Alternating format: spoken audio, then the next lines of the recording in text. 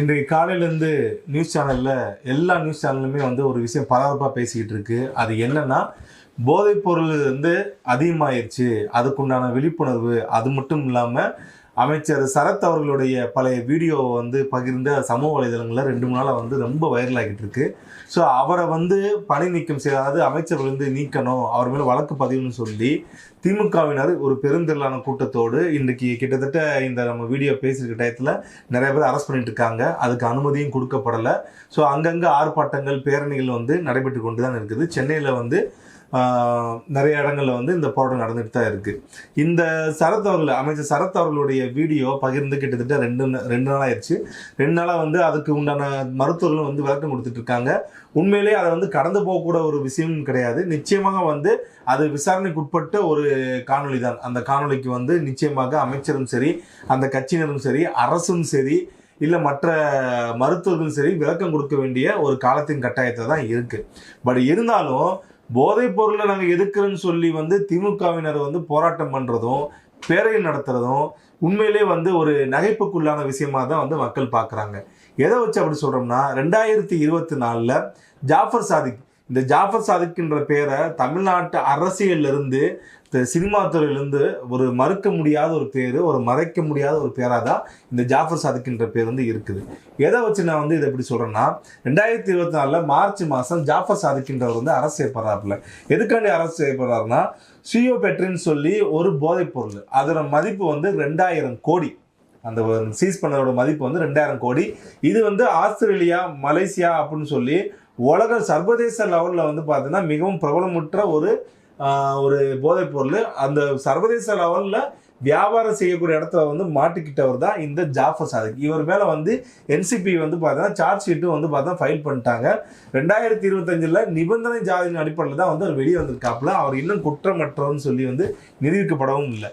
சரி, இதெல்லாம் வந்து எதுக்கு சொல்கிறீங்க அப்படின்னு பார்த்தீங்கன்னா, இதுக்கு திமுக என்ன சம்பந்தம்னா, இவர் சென்னை மேற்கு மாவட்ட திமுக அயலக அணி துணை அமைப்பாளராக இருந்தவர். அது மட்டும் இல்லாமல் திரைப்பட தயாரிப்பாளராகவும் இருந்தவர். திரைப்பட தயாரிப்பாளர் வந்து யார்கிட்ட வந்து அதிகமாக வந்து ஒரு கான்டாக்ட் வச்சிருந்தாருன்னா, அமீர் இருக்காருல்ல, அமீர், அவர்கிட்ட தான் வந்து அதிகமான கான்டாக்ட். அவருடைய விசேஷம், அவருடைய மகள் விசேஷம் எல்லாத்துலேயுமே ஜாஃபர் சாதிக்கு இல்லாமல் வந்து அவர் வீட்டு விசேஷம் நடக்காது. அந்தளவுக்கு வந்து ஜாஃபர் சாதிக்கும் இவரும் வந்து பார்த்தா நெருங்கிய ஒரு கூட்டாளியாக தான் இருந்தவங்க. ஆனால் இந்த போதைப்பொருள் விஷயத்தில் வந்து எந்த அளவுக்கு நெருங்கிய கூட்டாளியாக இருந்தாங்க அப்படின்றத வந்து பார்த்தீங்கன்னா உற்று நோக்க வேண்டியது இருக்குது. ஏன்னா நிறைய பேர் என்ன பண்ணுவாங்கன்னா, பிளாக் மணியை வந்து சினிமா துறையில் போட்டு தான் வந்து ஒயிட் மணியை வந்து மாற்றுவாங்க. பிளாக் டு ஒயிட், அதாவது மணி லாண்டரிங்னு சொல்லுவாங்க. அந்த மணி லாண்டரிங் வந்து அதிகமாக சினிமா துறையில் தான் நடக்குது அப்படின்னு சொல்லி ரொம்ப நாளாகவே குற்றச்சாட்டு இருக்குது. ஒருவேளை அந்த மாதிரி நடந்த விஷயத்துக்கு வந்து அமீர் அவர்கள் துணை போனார்களா என்பதை வந்து என்சிபி தான் வந்து விசாரிக்க வேணும். அதே மாதிரி ஆப்வியஸ்லி எல்லாருக்குமே தெரியும், அமீர் அவர்கள் அவர் திமுகவுடைய ஆதரவாளர். கிட்டத்தட்ட வந்து முன்னிலை திமுக, அதாவது உறுப்பினர் அட்டை இல்லாத திமுக உறுப்பினர் தான் இந்த அமீர் அவர்கள். அது மட்டும் இல்லாமல் ஜாஃபர் சாதிக்கு வந்து அன்றைய காலகட்டத்தில் வந்து அமைச்சராக இருந்த மானா சுப்பிரமணியன் வந்து ஏகப்பட்ட அமைச்சரோட வந்து பார்த்தா ரொம்ப நெருங்கிய தொடர்பு இருந்தவர் தான். ஆனால் அன்றைய காலகட்டத்தில் திமுக என்பது ஆளுங்கட்சியாக இருந்ததுனால இந்த விஷயம் வந்து பூதாகரமாக வெடித்தாலும் எவ்வளோ தூரம் பூதாகரமாக வெடிச்சிச்சோ அவ்வளோ தூரம் வந்து அது நீர்த்தும் போச்சு. இப்போ ஜாஃபர் சாதிக்கு வந்து நிறைய பேர் மறந்தே போயிட்டாங்க. இந்த எலெக்ஷனில் கூட வந்து ஜாஃபர் சாதிக்கை பற்றி யாரும் பேசவும் இல்லை. அந்தளவுக்கு வந்து அதை கடந்து போயிட்டாங்க. ஆக அந்த திமுகவில் உறுப்பினர் இருந்தவர், ஒரு அயலக அணியை சேர்ந்தவர், அப்படி இருக்கிறப்ப 2000 கோடி ரூபாய் சர்வதேச அளவில் வந்து பார்த்தீங்கன்னா டிரான்சாக்ஷனில் மாட்டிக்கிட்டவர், குற்றம் சாட்டப்பட்ட என்சிபியால் வந்து பார்த்தா குற்றம் சாட்டப்பட்ட நபர். இப்படிலாம். அது மட்டும் இல்லாமல் விழுப்புரத்தில் கள்ளக்குறிச்சியில் வந்து கள்ளச்சாராயம் காய்ச்சினவர் வீட்டிலே வந்து அவர் வந்து திமுக உறுப்பினர் சொல்லி தான் வந்து அன்றைய காலகட்டத்தில் வந்து எதிர்கட்சியாக இருந்த அதிமுக வந்து மிக தீவிரமாக பிரச்சாரம் பண்ணாங்க. அதுக்கேற்ற விதமாக வந்து வீட்டுக்குள்ளே அவங்க வந்து திமுக கொடியிலிருந்து திமுகவுடைய அந்த சின்னத்திலிருந்து எல்லாமே வரைச்சி வச்சுருந்தாங்க. அதாவது கிட்டத்தட்ட 14 பேர் செத்தாங்க அந்த இதில். ஸோ இந்த மாதிரி வந்து போதைப் பொருள் கலாச்சாரம் கிட்டத்தட்ட வந்து வாயிலே நுழையாத பேர்கள், ஏகப்பட்ட பேர்களை வந்து கொண்டு வந்தது இந்த திமுக ஆட்சியில் தான். இது வந்து சியோபெட்ரின், அப்புறம் கொக்கைன் ஆல்ரெடி இருந்தது, அப்புறம் மெத்தபடின் அப்படின்னு சொல்லி நிறையா இது வந்து பார்த்தீங்கன்னா போதைப் பொருட்கள் விதவிதமான பேரில் சென்னையில் ஏகப்பட்ட இந்த எலைட் பாரில் வந்து பார்த்தீங்கன்னா விற்கப்படுதுன்னு சொல்லி வந்து பலதரப்பட்டு குற்றச்சாட்டுகள் இருந்துச்சு.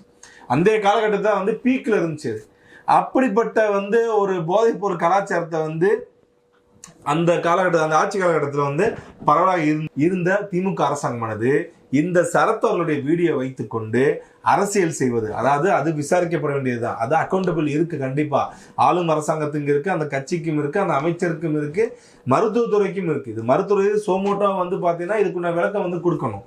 அப்படிப்பட்ட விஷயத்தை வந்து இவங்க அரசியல் ரீதியா கை எடுத்து ஜாபர் சாதிக்கின்றவங்க வந்து மக்கள் மறந்துட்டாங்க கேனப்பயலுக்கு அப்படின்னு நினைச்சுக்கிட்டு இவங்க வந்து இந்த போராட்டம் பண்றது எந்த விதத்தில் நியாயம்ன்றது தான் மக்களுடைய பார்வையும் அரசியல் விமர்சனுடைய பார்வையுமாக இருக்கிறது. நன்றி, வணக்கம்.